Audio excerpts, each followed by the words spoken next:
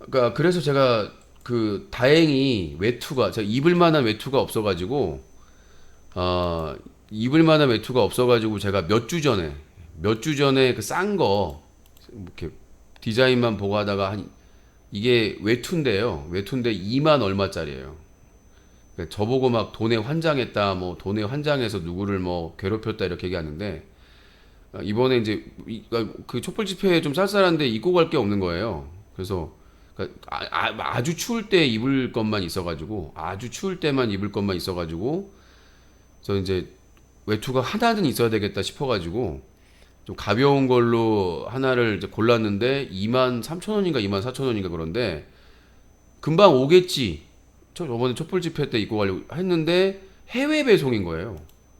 저도 깜짝 놀랐는데 해외 배송이라고 해가지고 지금 3, 4주 걸린 것 같은데 3, 4주. 그래서 이제 저도 이제 입고 있다가 가격이 23,780원. 23,780원인데 오늘 도착해가지고 10월 18일 날 주문했으니까 10월 18일 날 주문했으니까 1주, 2주, 2주네요. 2주 정도 걸렸는데 잠깐만요. 제가 지금 정신이 하나도 없어가지고 자 뉴스 가게 2부 시작을 했고요.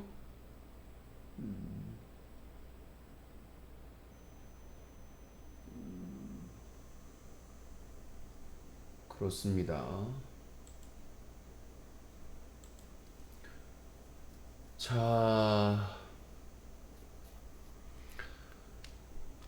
되게 싸네요. 그러니까요.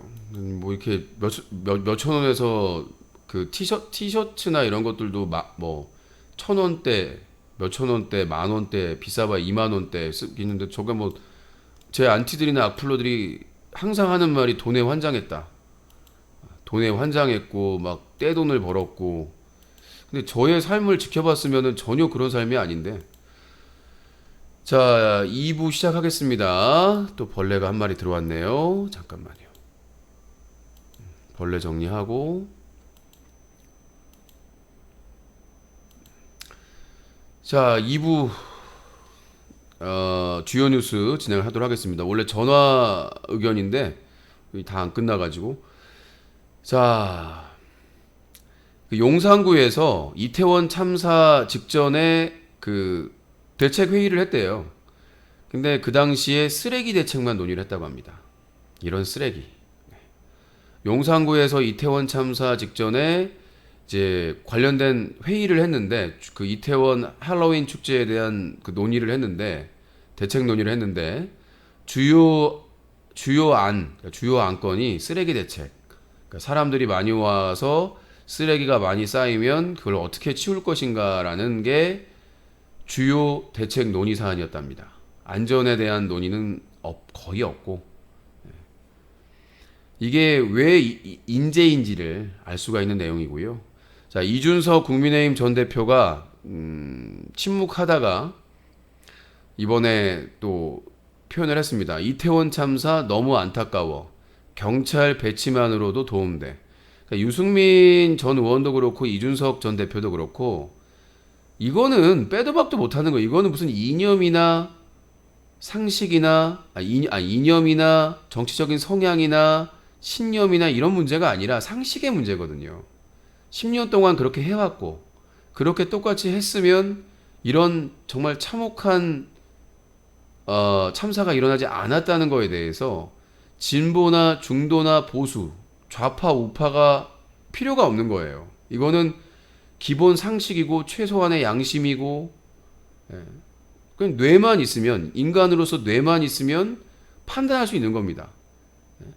유승민이나 이준석이 윤석열 정권이나 싫어가지고 이런 발언을 하겠어요? 최소한의 인간으로서의 상식만 가지고 있으면 경찰 안전위원 배출만 했으면 절대 일어나지 않을 결코 일어나지 않을 참사라는 거를 알 수가 있는 것이죠. 근데 그런 기본 상식적인 내용을 가지고 악플 달고 다니는 안티와 이 수구 세력들에는 천벌을 받아야 된다. 자, 그리고 아까 얘기했었죠. 이태원 참사 당일 경찰 인력 운용 계획서에 이태원은 빠져 있었다. 그러니까 점점 저도 그 생각하기 싫은데 예전에 세월호 참사 때 그런 얘기가 있었잖아요. 무속에 대한 의혹이 제기가 됐잖아요. 저는 자꾸 그러기 싫은데 이번에도 자꾸 그런 이제 저도 지금 억제를 하고 있습니다. 강력하게. 세월호 때도 그런 말이 있었거든요. 세월호 때도 이거 충분히 막을 수 있고 구조할 수 있었는데 1시간이나 시간이 있었는데 이렇게 방치해가지고 사람들을 죽음으로 몬 게 무속적인 이유가 있었던 게 아니냐 이런 의혹이 제기가 됐었는데 이번에도 자꾸 이런 이제 하나둘씩 사실 확인이 되면서 그렇잖아요. 아니 용산구에서 이태원 축제에 대한 대책 회의를 했는데 쓰레기 대책만 논의를 하고 경찰에서 이 축제 헬로윈 축제에 대한 인력 운영 계획서 그때 당시 시기에 운영 계획서를 하면서 이태원만 빠뜨리고 용산구청장은 아무것도 안 했는데 할 거 다 했다고 그러고 그러니까 진짜 사람이 이게 그런 쪽으로 상상을 안 하면 이해할 수가 없으니까 사람의 뇌가 상식적인 선에서는 도저히 회의도 대책 회의도 했었고 경찰도 회의를 했었고 다 회의를 했는데 그리고 언론이나 이런 곳에서 10만 명 이상 30만 명까지 모일 수 있다라고 이미 많은 언론에서 보도를 하고 대비를 해야 된다고 이렇게 나왔는데 이렇게 안 할 수가 있나? 10년 동안 해왔는데 10년 동안 뭐 어떤 정권이든 어떤 시장이든 구청장이든 그렇게 해왔는데 그리고 불과 보름 전에 축제 100만 명이 오는 축제에 100만 명이 오는 축제에서 그렇게 했는데 아무 사고도 없이 잘 운영을 했는데 왜 그게 갑자기 달라졌을까? 불과 보름 만에. 자, 유승민 전 의원, 이상민 행안부 장관, 이태원 참사 책임 파면해야. 그렇죠. 사직이 아니라 사직이나 해임이 아니라 파면을 해야 됩니다. 파면을. 지금 행안부 장관, 경찰청장, 서울지방 경찰청장, 용산 경찰서장, 그리고 그러니까 오세훈 서울시장하고 용산구청장은 자기가 파면을 할 수가 없으니까 선출직 공직자잖아요. 그래서 본인이 사퇴를 해야죠. 이 정도의 참사고 인재라면 서울시장과 구청장은 당연히 사임을 해야 됩니다. 오세훈 서울시장이 오늘 공식 사과하면서 무한 책임을 느낀다고 했기 때문에 더 이상 걔네들이 정치적으로 더한 책임을 지지 않으려면 본인들이 사퇴하는 것이.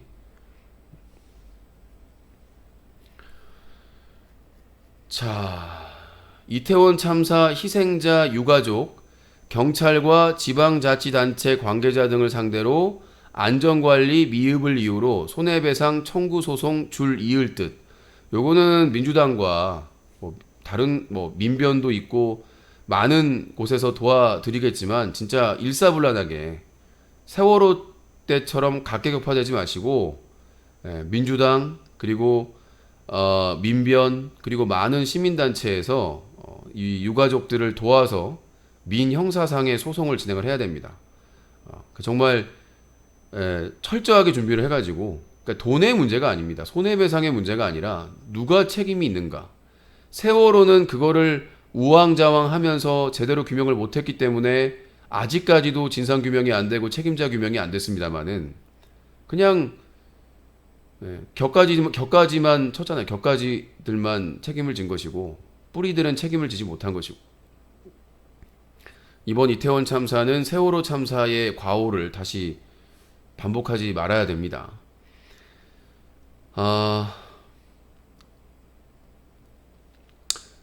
촛불행동에서 아까 제가 개인적으로 얘기했습니다만 촛불행동에서 11월 5일 이번 주 토요일 오후 5시부터 이태원 참사 추모 촛불 집회를 예고했습니다.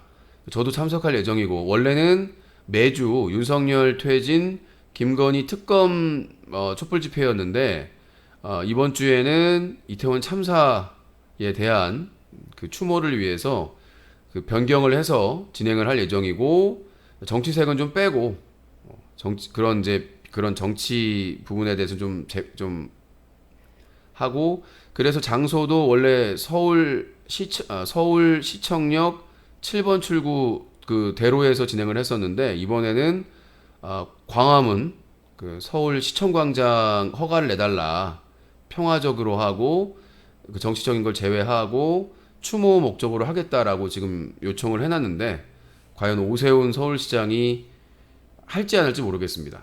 근데 이제 만약에 이제 시간을 두고 만약에 불허를 하면 이제 법원에 가처분 신청을 낼 수도 있겠는데 만약에 안 되면은 뭐 그 7번 출구에서 할 수도 있고요.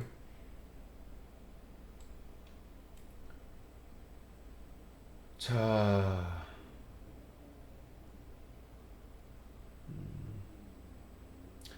이태원 참사 사망자 156명 중 68명이 발인을 했고요. 부상자는 121명이라고 했고 이번에 이태원 참사에서 본인도 구사일생으로 이제 그 현장에서 벗어났고 사람들도 구조를 했던 BJ 베지터 방송의 후원이 많이 터지고 있다 뭐 이런 제보도 있었고 그 유튜버 구재영님 많은 이제 BJ 관련된 사건 사고나 그 비판 방송을 진행하신 분인데 유튜버 구재영님의 모친상이 있다고 합니다. 제가 이제 구재영님 처음 이제 뭐 이렇게 얘기가 있길래 채널에 들어가서 영상 봤던 게 이제 구재영님이 이제 그 어머니를 소개해 주시는 영상이 상당히 있어가지고 봤었는데 상당히 대단한 분이구나. 어머니가 아프신데 어머니가 이제 투병 중이시고 아프신데 이렇게 정말 사실 뭐 그게 죄나 잘못은 아닌데 혹시라도 악플이나 안 좋은 얘기나 그런 게 있을까봐 그런 걱정을 하시는 분들이 많은데 특히 얼굴을 이제 공개하고 방송하시는 분들은 근데도 이제 불구하고 이렇게 어머니하고 아주 화기애애하게 소개 영상을 이렇게 찍어서 올리는 걸 이렇게 보고 참 대단한 분이시구나라고 좀 생각을 했었는데 제가 예전에 또 제가 잘 모르는 게 있어가지고 메일을 보냈는데 또 답변을 또 친절하게 해주시더라고요. 그래서 어머님께서 올해 향년 59세신데 별세하셨고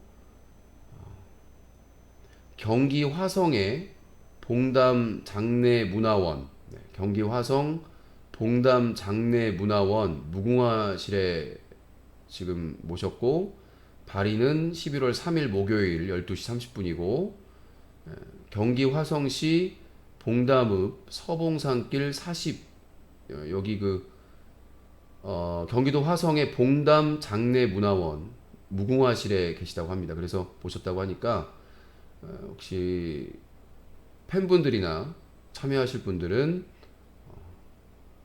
이곳으로 이곳으로 가시면 될 것으로 보입니다. 제보가 들어오셔가지고 고요.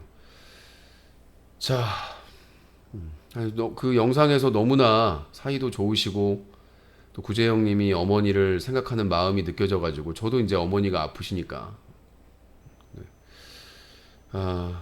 그 고인의 명복을 빌고 너무나 아직 지금 이제 나이로 보면 너무나 젊으세요. 아직 70도 안 되셨고 너무 젊으신데 안타깝습니다. 예, 많은 분들이 좀 참여하셔가지고 위로해 주시고 저도 이제 방법이 있으면 좀 전달을 좀 하려고 합니다. 제가 좀 참석하면 좋은데 몸이 많이 안 좋아서 자 KS님 10만원 먹쇼 먹방 후원 미션 후원 감사드리고요. 11월 9일 수요일 먹쇼 신청을 해주셨습니다. 확인하고요. 11월 9일 수요일 36회 연속 먹쇼 예약을 해드렸습니다. 항상 감사의 말씀드리고요. 예, 저는 윤석열 정부가 만든 분향소에 안 가기로 했습니다. 제가 아까 이후에 다시 한번 말씀을 드려야 되나? 잠깐만요. KS님 감사드리고요. 저는 윤석열 정부에서 만든 이 분향소에 가지 않기로 했습니다. 두 가지 이유인데요. 첫 번째는 명확하게 정확하게 이태원 참사 희생자 분향소가 맞습니다. 그런데 윤석열 정권은 이태원 사건 사망자 분향소, 그것도 분양소, 분노할 수밖에 없고요. 그 다음에 두 번째는 유가족의 동의도 받지 않고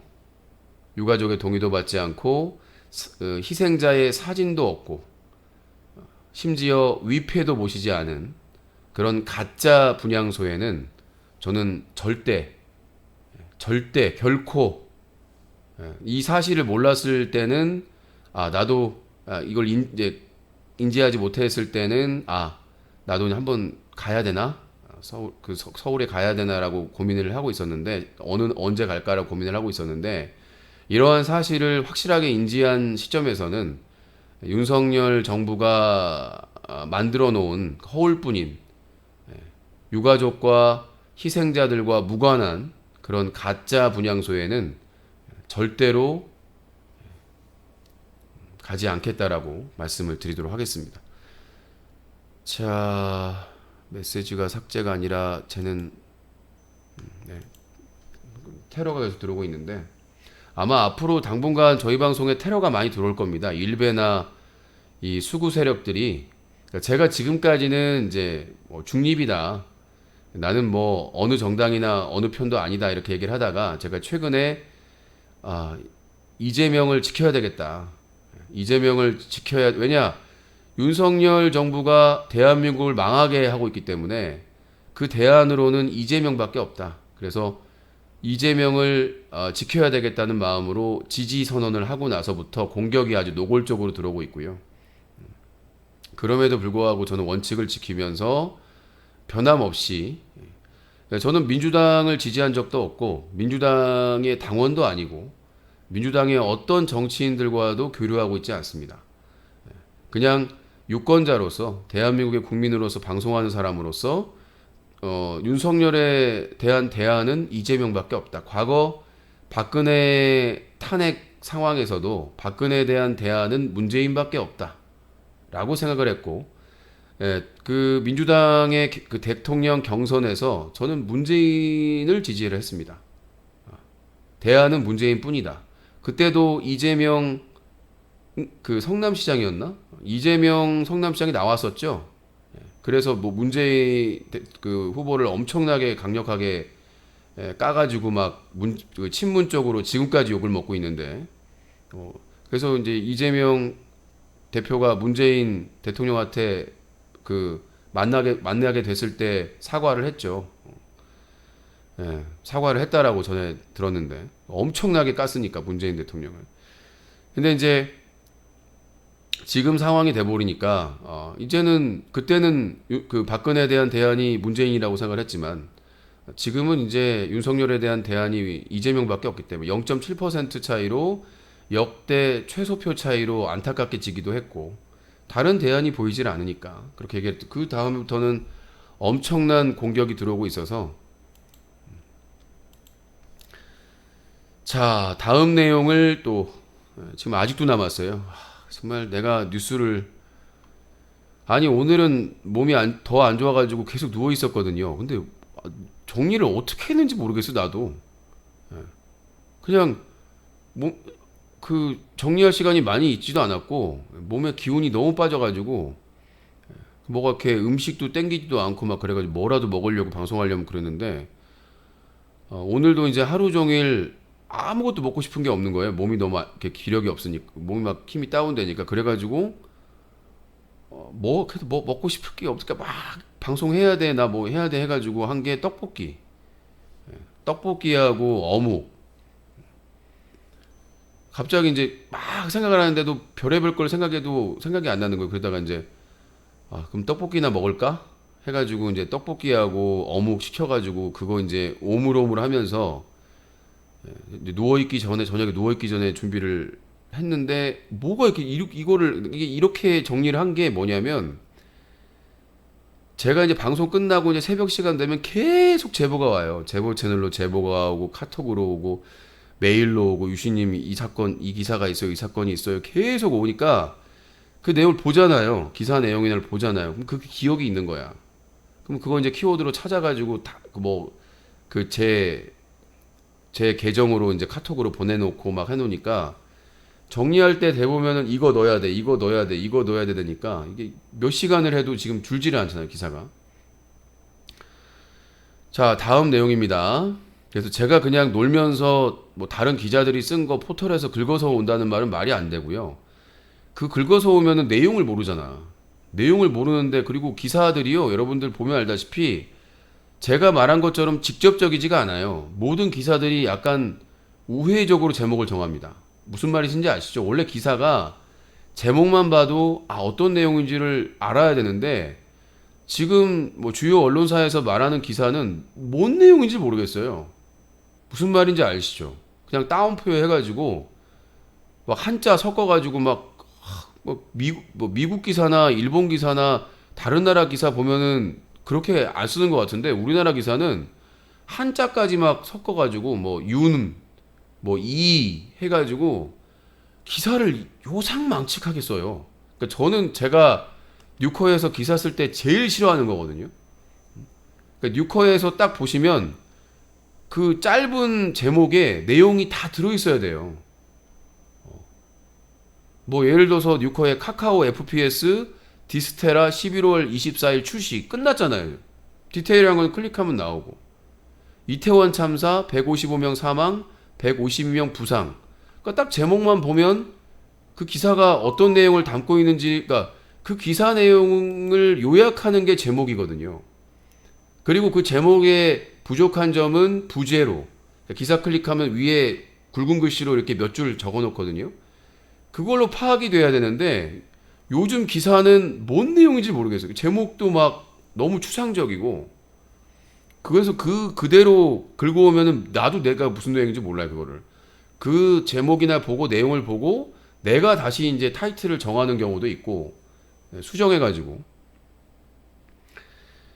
자, 룰라 브라질 첫 3선 대통령 놀라운 정치적 부활 평가. 브라질의 룰라 이 사람의 삶이 파란만장해요. 어떻게 보면 우리나라의 이재명 대표와 유사한데 이 룰라라는 사람이 대통령이 돼가지고 이제 좌파 대통령이 돼가지고 엄청난 개혁 정책을 하고 경제가 발전을 했어요. 부정부패를 척결하고. 그래서 재선까지 했는데 이제 브라질 같은 경우에는 재선까지만 할 수 있어요.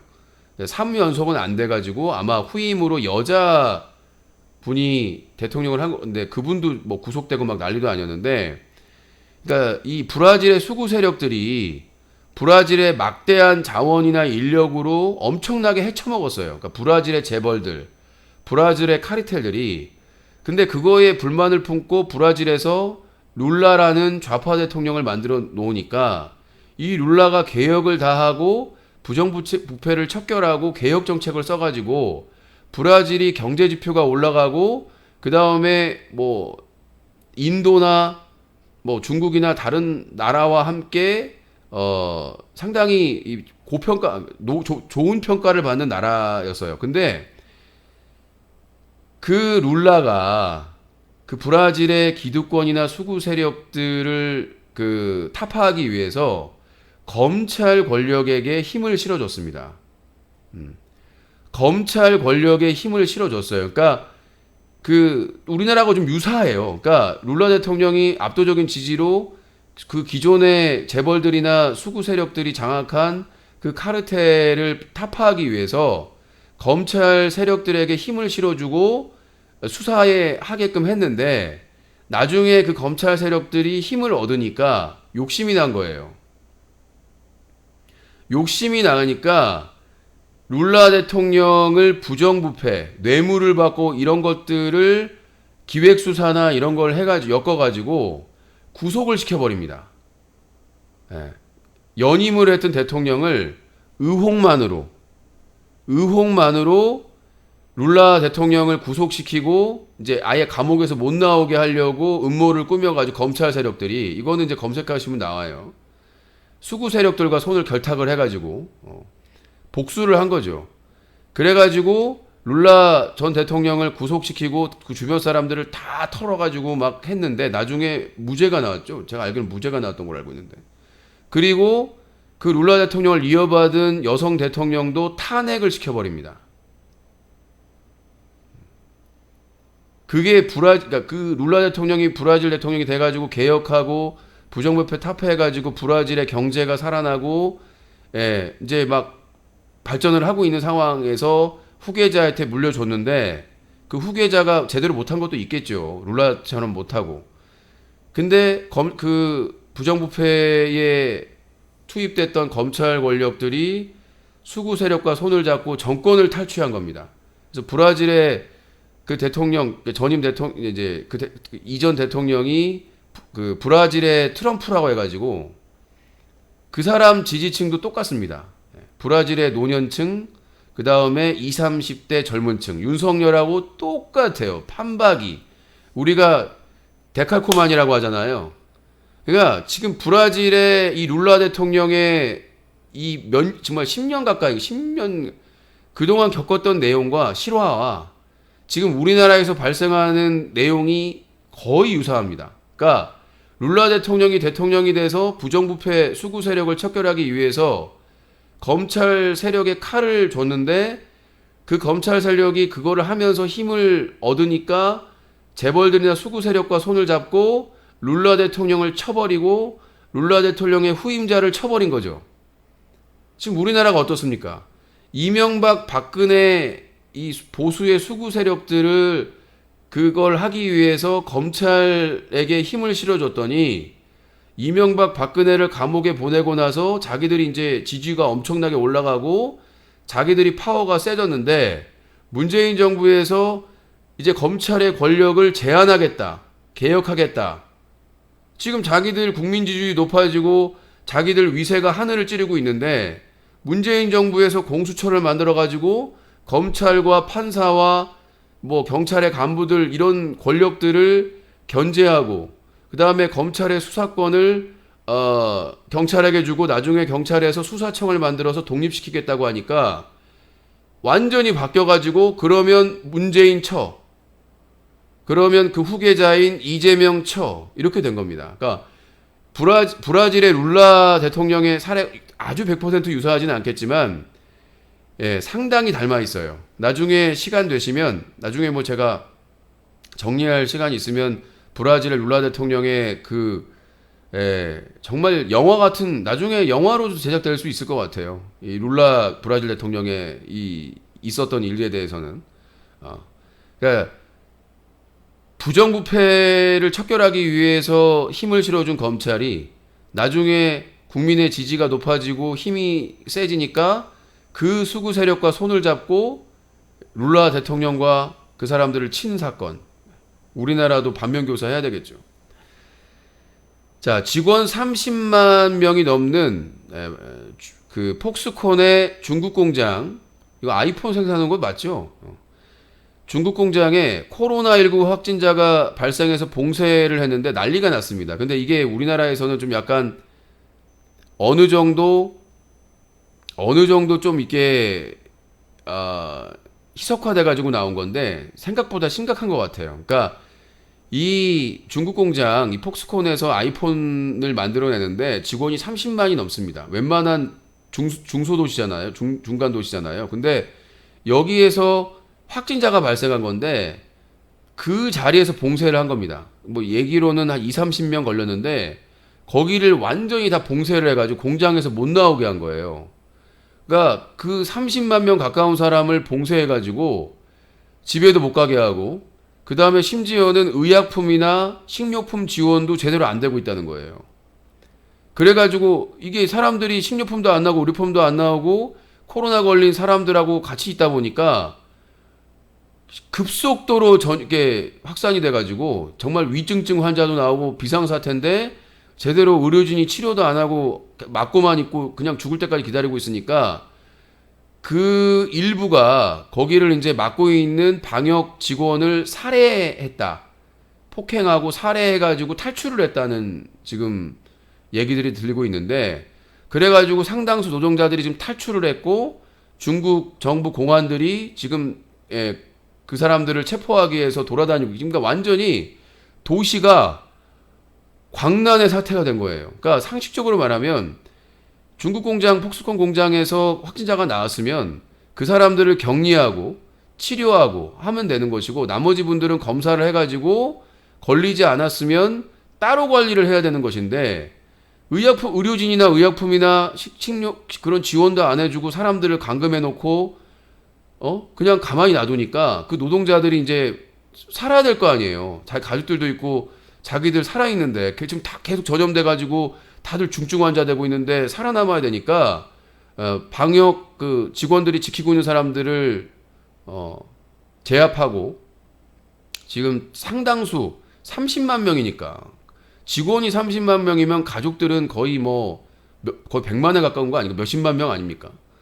탈출을 한 상태고, 지금 중국이 우리가 느끼는 거에 이상으로 중국이 지금 상당히 비상 상황이다. 상해나 이런 상하이 같은 큰 도시까지 다 봉쇄할 정도고, 그러니까 지금 중국의 사람들이 소수민족뿐만 아니라 한족들도 이 시진핑 정권에 대해서 엄청난 지금 분노를 하고 있고, 이 시진핑의 코로나 제로 정책이 예전에 누구였더라? 예전에 중국에, 혹시 여러분들이 알면 알려주세요. 제가 이거 이야기만, 등소평이었나? 예전에 중공 시절에 중국의 최고 지도자가 이제 가뭄이었어요. 중국의 엄청난 가뭄이었는데 시찰을 하면서 그 논에 그 추수가 끝난 논에 참새들이 막 돌아다니면서 그게 남은 곡식들을, 추수가 끊는 곡식들을 먹으니까 그 중국의 최고 지도자가 야, 참새 다 죽여버려. 마오쩌둥인가? 야, 지금 우리 인민들이 먹을 쌀이 없어가지고 지금 죽어가고 있는데, 가뭄 때문에, 최대 가뭄 때문에 죽어가고 있는데, 모택동? 예.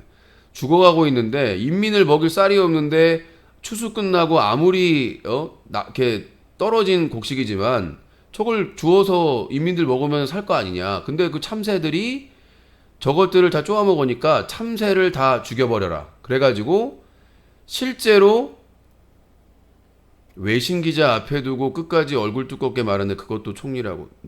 그 총리 얘기 깜짝 놀랐네. 저한테 얘기했는데.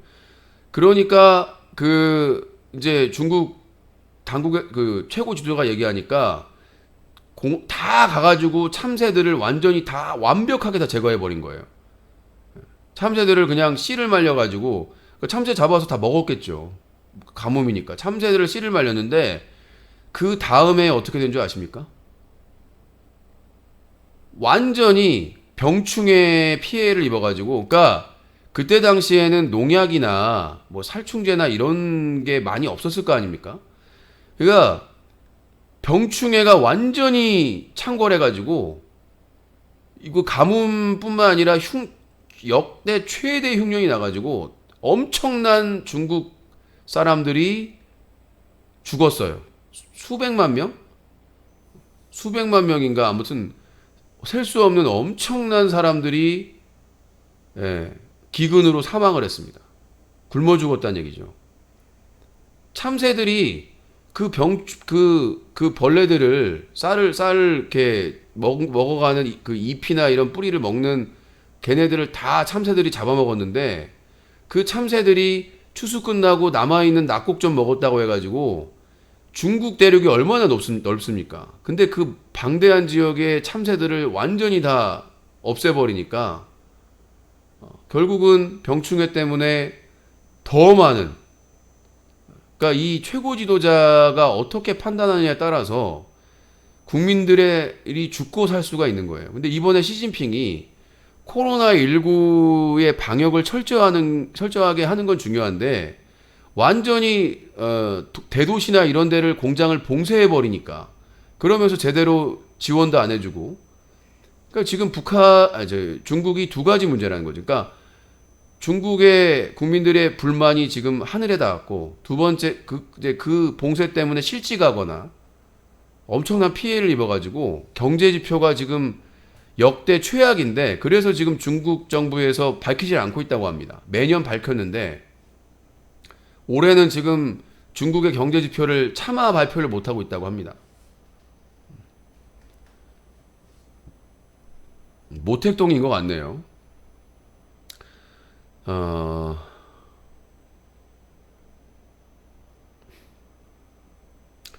자, 인도 마추강에서도 축제가 있었는데 현수교 붕괴 사망자로 137명이 희생자라고 해야 되겠죠? 이것도 바꿔야 되겠네. 붕괴 희생자.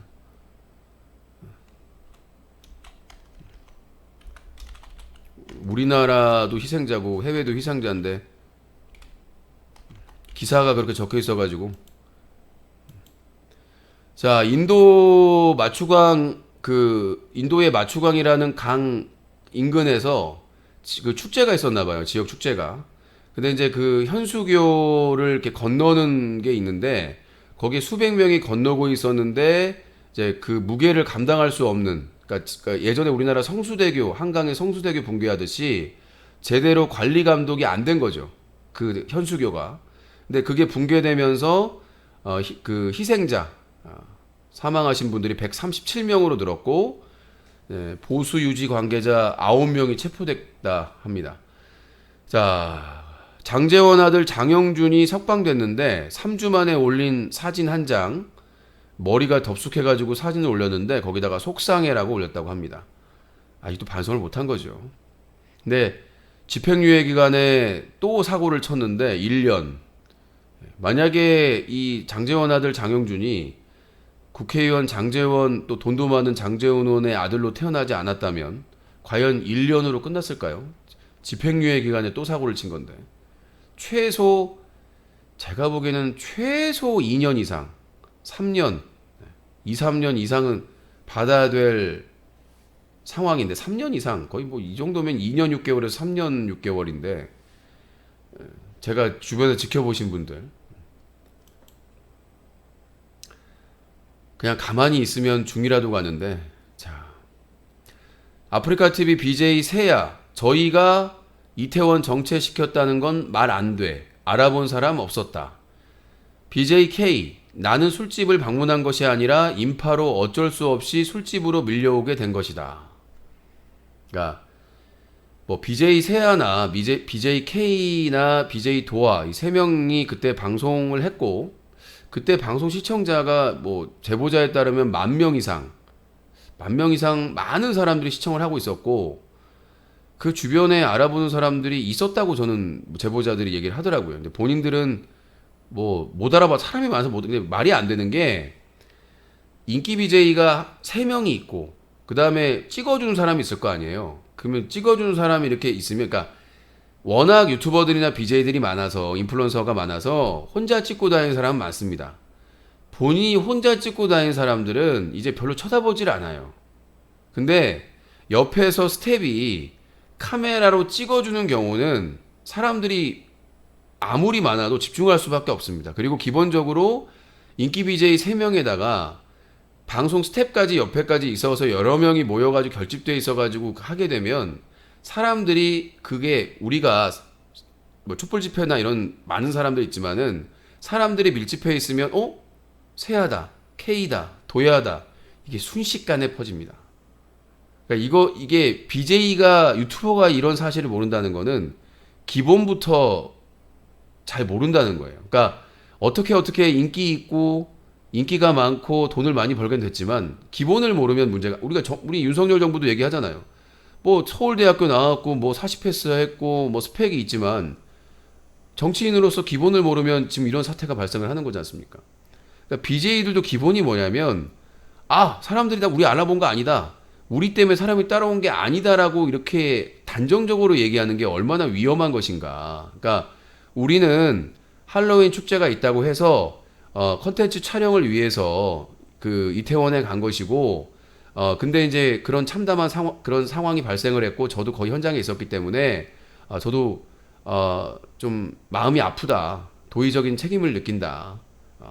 그러니까 저라도 좀 그 자리를 좀 피해서 한두 명이라도 좀 사람들이 없었으면 아쉬움이 있다. 뭐 이렇게 좀 표현하는 방법이 있잖아요. 근데 나는 상관없다. 나는 그냥 밀려왔다. 난 몰라봤다. 이런 것들은 아무래도 제3자가 받기에는 핑계나 이런 걸 들리잖아요. 본인도 그러니까 유명한 BJ이고 팬들도 많고 수익도 많은 그런 인플루언서니까 말을 하더라도 정말 저희가 거기 현장에 있었는데 컨텐츠 촬영 갔었는데 저희가 그런 복잡한 상황에서 좀 빠져 있거나 좀 그걸 피했어야 되는데 그러지 못해가지고 너무나 안타깝다.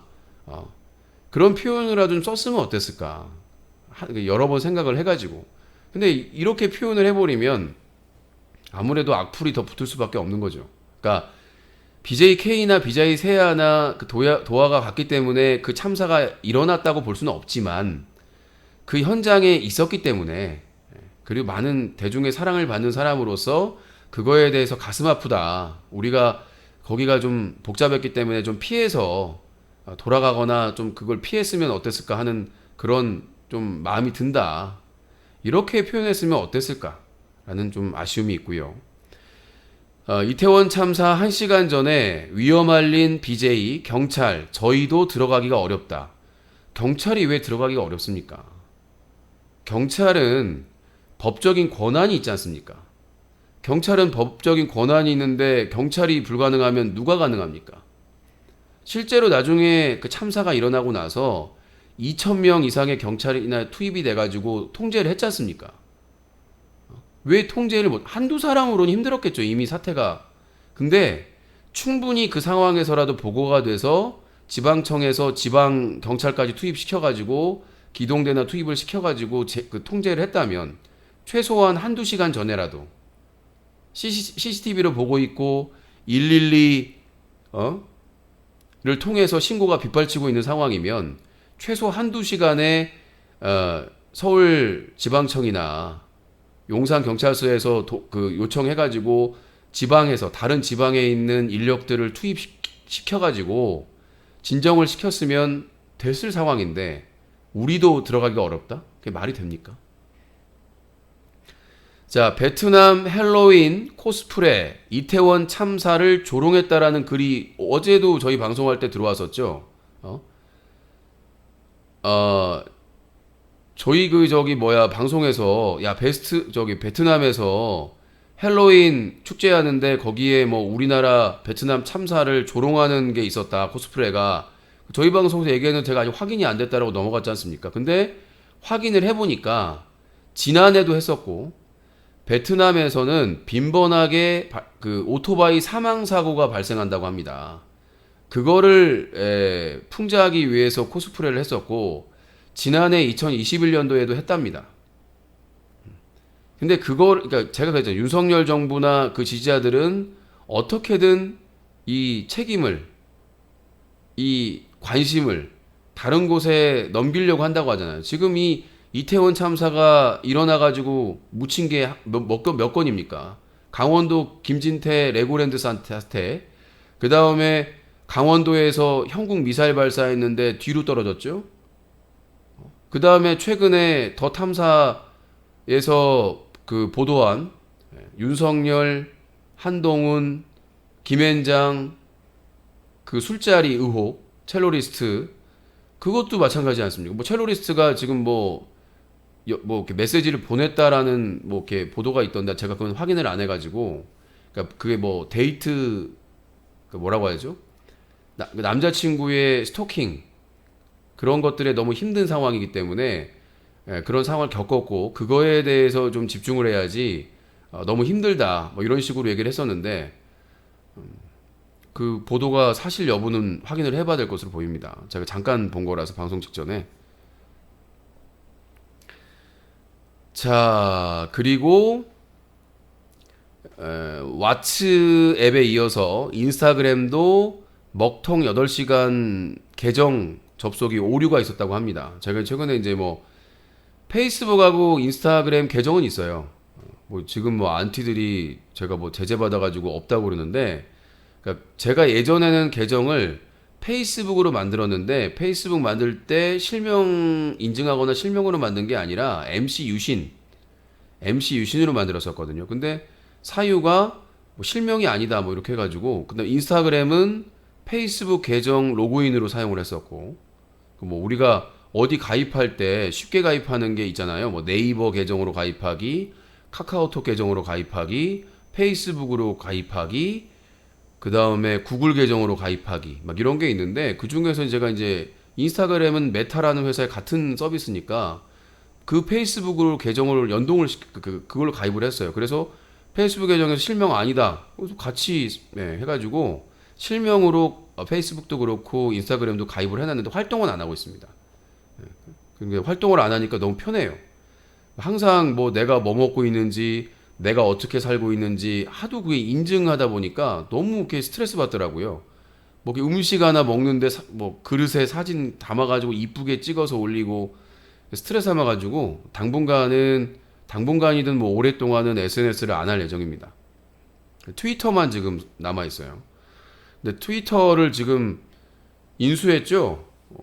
그 인수해가지고 지금 뭐 난리를 친다고 하는데, 근데 그 트위터가 인수되면은 좀 더 나아지긴 할 것 같아요. 그 사람은 돈에 환장한 사람이기 때문에. 예. 그 전기차 만든, 갑자기 나 오늘 이름이 생각이 안 나. 그 전기차 만드는 사람은 돈에 환장한 사람이기 때문에 그 사람은 아마 트위터를 좀 더 경쟁력 있는 회사로 만들긴 할 것 같은데, 사람 죽은 걸로 정치적으로 이용하는 게 이상하죠, 그쵸? 사람 죽은 거를 정치적으로 어떻게 이용을 한 겁니까? 사람이 이미 돌아가셨는데, 이미 돌아가신 분들을 어떻게 이용해 먹어요? 자, 윤석열 정부는 이태원 참사를 덮으려고 하고 있고, 그 다음에 그게 쉽게 덮지 못하게 반대하는 사람들이 있고, 사람 죽은 거는 이용할 수가 없어요. 이미 돌아가셨는데 어떻게 이용을 합니까? 정치적으로. 이태원 참사가 일어났고 그거에 대한 진상규명과 책임자 규명이 필요한 것이고, 왜? 그게 남의 일이 아니라 우리가 겪을 수 있는 미래이기 때문에. 세월호 참사가 일어나고 나서 정비를 하지 않았습니까? 여객선 관련된 정비를. 세월호 참사가 일어나고 나서 여객선이나 배에 대한 안전, 이런 것들이 다 개편이 됐습니다. 그 법안이 제정되고 개편이 됐죠. 지금 이번에 이태원 참사를 통해서 재난관리법에 1000명 이상 모이면 대책을 세워야 된다, 이게 아니라 구체적으로 개정이 돼야 되겠죠. 재난관리법에 이제 의무사항으로 넣어야 되는 거죠. 이태원 참사를 통해서 사람들은 깨달음, 아, 우리도 죽을 수 있구나, 우리도 저렇게 죽을 수 있구나, 우리도 저렇게 말도 안 되게 죽을 수 있구나라는 거를 다시 한번 알게 되었고, 그래서 이제 이 재난관리법에 이런 축제나 이런 행사에 대해서 철저하게 관리가 되겠죠. 지금도 법이 있어요. 재난관리법에 있고, 1000명 이상이 모이는 상황이면 지방자치단체장이나 기관장이나 이런 관련된 사람들은 그에 대한 대책을 마련해야 된다라고 있는데 처벌 규정이 없어요. 물론 직무유기라든가 다른 법을 통해서 처벌할 수도 있겠습니다만은 아마 재난관리법이 강화가 될 겁니다. 그래서 의무적으로 지방자치단체장이나 광역단체장이나 그 다음에 행안부나 이런 쪽에서 1000명 이상의 이런 행사가 축제가 주체가 없다고 하더라도 의무적으로 해야 되고, 만약에 그걸 안 했을 경우에는 중한 형사 민사 처벌을 받게 된다. 그냥 그 직을 그만두는 거 파면되는 걸 끝나는 게 아니라 중형으로, 세월호 침몰 이 참사를 통해서 해난 사고에 대해서 법으로 이런 걸로 강화가 됐습니다. 처벌이나 이런 것들이. 마찬가지로 이런 말도 안 되는 이 참사에 대해서도 처벌 규정을 명시하고 이 책임을 법에 완전히 명시하게 되면 뭐 누가 책임 있느냐 없느냐 이런 걸 따질 필요가 없습니다. 아마 책임 있는 사람들이 대부분 먼저 사과하고 사퇴할 겁니다. 그래야 형사처벌이나 민사처벌을 감할 수가 있기 때문에 지금처럼 법은 있고 처벌 규정이 없는 경우, 불명확한 경우에는 회피를 하죠. 회피를 하죠. 책임을 지지 않으려고. 근데 그거를 책임을 명확하게 법에 규정을 해놓으면 그 사람들이 빼도 빠져나갈 수가 없기 때문에 그거에 대해서 빠른 사과와 빠른 그 진상규명과 책임규명을 해가지고 본인이 사퇴하고 사죄하고 재판을 받겠죠. 자, 그래서 오늘 준비한 기사들에 대해서는 다 말씀을 드렸고요.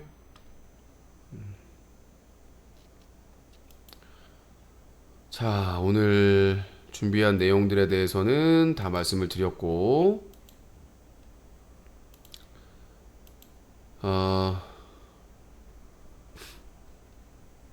영국 가디언지 이태원 압사 사고 예견된 비극, 외신 이태원 참사 피해자에게 책임전가 경계해야.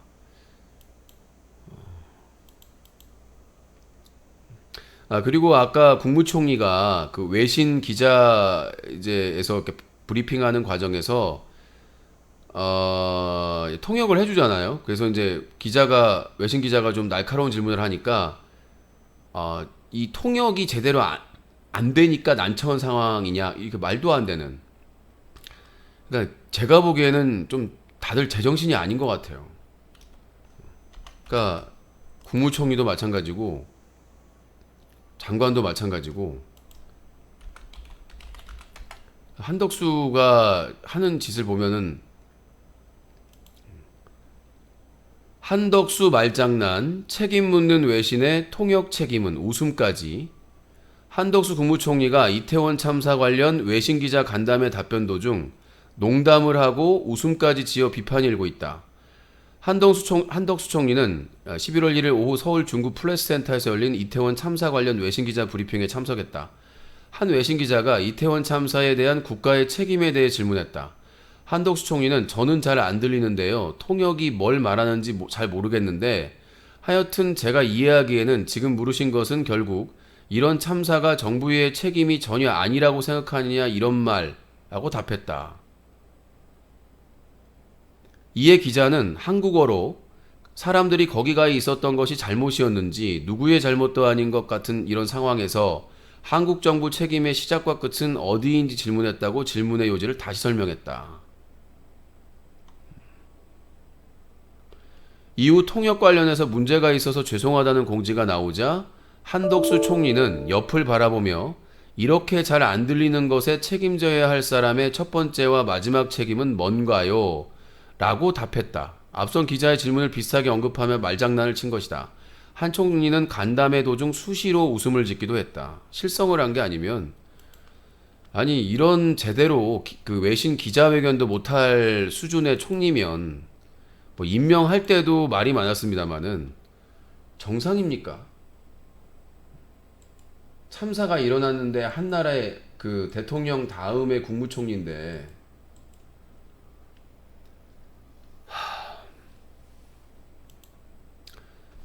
자, 코코, 왜 이런 생각이 들지?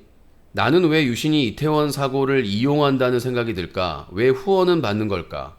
희생자들에게 기부하지도 않는데 애도기간 방송을 쉬던 후원을 받지 않는 게 맞지 않나? 자, 제가 뉴스각이 개편을 한 건 이태원 참사 있기 전입니다. 그러니까 이태원 참사를 이태원 사고라고 얘기하죠. 누가 적었는지 알 수가 있겠고요. 저는 이태원 참사와 일도 관계가 없는 사람입니다. 그리고 이태원 참사가 일어나서 뉴스 까기를 한 게 아니라 이미 그 전부터 뉴스 까기를 했습니다. 개편을 해가지고. 시청자분들이 다 증인이잖아요. 이태원 참사가 일어나기 전에 뉴스 까기로 개편을 했고, 그 다음에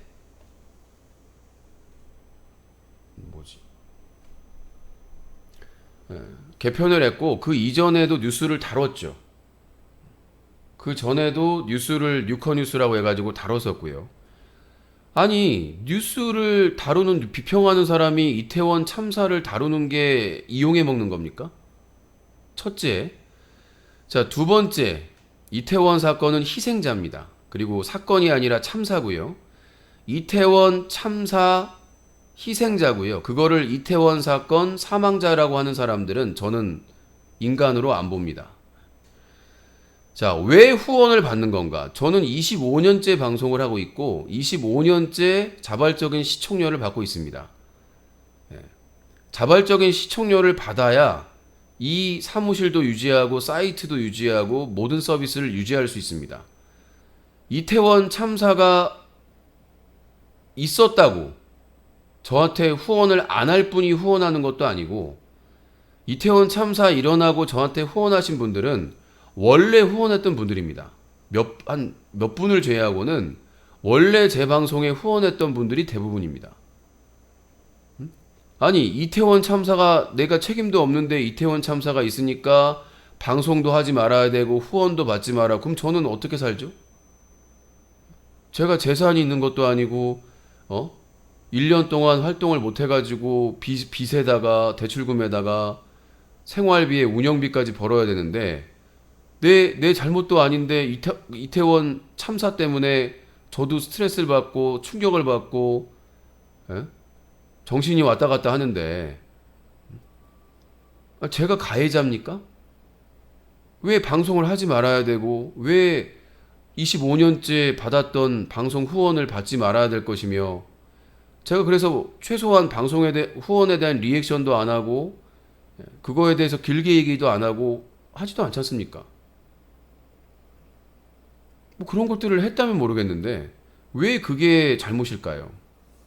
그리고 왜 지금 이제 사고가 난 지 얼마 되지도 않았고 지금 장례식을 진행하고 있는데 저한테 기부를 안 한대요. 지금 이태원 참사의 희생자 기부 안 받고 있습니다. 상도 안 끝났어요. 아무리 유신을 까고 싶고 마음에 안 들을지 모르겠지만 왜냐면 옳은 소리만 하니까 아픈 데만 찌르니까 보기 싫으시겠지만 아직 장례식도 안 끝났다고. 장례식도 안 끝났고 아직 참사에 대한 아무것도 정된 게 하나도 없어요. 사망자나 부상자 그것만 체크했거든요, 지금까지. 그것만 체크했습니다. 근데 아직 어디서 기부도 안 받고 있어. 누가 기부를 받고 있어요, 지금? 지금 이태원 참사 희생자 기부 받고 있습니까? 욕 바가지로 먹을걸요? 욕 바가지로 먹을 거예요. 만약에 그런 구호단체나 이런 데서 받는다고 하면 지금 어디 기사에 연예인들이나 유명인들이 희생자에게 기부했다라고 기사 뜹니까? 안 뜨죠. 8월 달에 폭우나 이런 재난 있을 때 연예인들 기부나 저도 기부했거든요. 저번에 폭우 그 참사 때 저 기부했습니다. 그리고 여러분들 참여해달라고 요청을 드렸었죠. 공지사항으로. 근데 아직 장례식도 안 끝나고 아직 유가족 모임도 구성이 안 됐는데 희생자들한테 기부도 하지 않는데? 아니, 기부를 받는 곳이 없는데 어디다 기부를 합니까? 그리고 기부하는 거는 각자가 하는 겁니다, 국민들이. 자, 공지님 후원 감사합니다. 후원을 하고 깔 리가 없잖아요. 그냥 까는 거예요. 몸통을 까는 거예요. 그러니까 제가 방송에서 얘기하는 내용을 깔 수가 없잖아요. 제가 방송에서 얘기하는 걸 깔 수가 없으니까 몸통을 까는 거예요. 그리고 애도기간에 방송을 쉬던 후원을 받지 않는 게 맞지 않나. 국가 애도기간은 권장사항입니다. 의무사항이 아니에요. 대통령이 국가 애도기간을 설정하는 것은 가장 큰 영향을 주는 것은 공무원입니다. 우리 국민들은 자율이에요. 여러분들이 착각하는 게 뭐냐면 우리가 지금 군사 독재 정권이 아니에요. 이승만, 박정희, 전두환, 노태우 권위주의를 겪다 보니까 대통령이 국가 애도기간 그제 천안함 때 다음으로 좀 2번이거든요. 세월호 때도 안 했어요. 세월호 때도 안 하고 자율적으로 방송국이나 이런 쪽에서 한 거거든요. 예능이나 이런 거 방영 안 하고. 아니, 우리 책임, 내 책임도 아니고 국가의 책임인데, 그것도 그렇고 저희가 무슨 공영방송도 아니고 지금 그 이태원 참사 일어났다고 해서 지상파, 종편, 케이블이 쉽니까? 보도 채널이? 24시간 앵무새 방송만 하고 있잖아요. 진실규명이나 책임자 규명은 얘기를 안 하고 정부에서 주는 대로 보도안에 따라서 앵무새 방송만 하고 있지 않습니까? 그러니까 유튜버들이 나서가지고 진실을 얘기하는 거 아니에요. 기사들 정리해가지고 하루 종일 정리해가지고 체크해가지고 말씀드리는 거 아닙니까? 그럼 여러분들이 검색해보고 제가 방송에서 다룬 내용들을 그 유튜브 하단에 다 적어놓은 줄 아세요? 자랑하려고 검색 잘 걸려고 적어놓는 게 아니에요. 여러분들이 검증하라고 적어놓은 거지. 여러분들 유튜브 화면 밑에 방송 설명에 보면 후원해달라는 공지보다 기사 내용이 있습니다. 왜 제가 거기에 기사 내용을 오늘 다루는 내용을 정리해놨을까요? 유신이 하는 말 여러분들이 직접 검색해봐라. 키워드로 검색하든 뉴스 검색해봐라. 여러분들이 사실인지 아닌지 파악을 해보라는 겁니다. 검증. 유신이 하는 말이 100% 진리요 정의가 아닐 수 있기 때문에 제가 오늘 뉴스가기 뉴스 비평할 때 얘기했던 기사들 내용들에 대해서 여러분들이 직접 검증할 수 있게끔 하나도 빠짐없이 다 적어 놓는 거예요. 아니, 국가 애도기관의 개인 방송을 쉬어라. 후원을 받으면 안 된다. 어디에 적혀 있어요? 헌법에 적혀 있어요? 법률에 적혀 있어요? 어디에 적혀 있어요? 대통령이 국가 애도기간을 선포하는 거는 공무원과 공직자에게 영향을 주고요.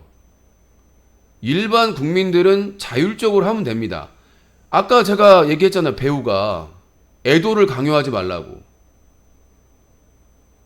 대통령이 지가 뭔데 애도를 강요합니까? 우리가 자율적으로 하는 거지. 모든 권력은 국민의 주권으로부터 나오는 건데 누가 감히 남이 추모를 하든 애도를 하든 누가 상관을 합니까? 그거를.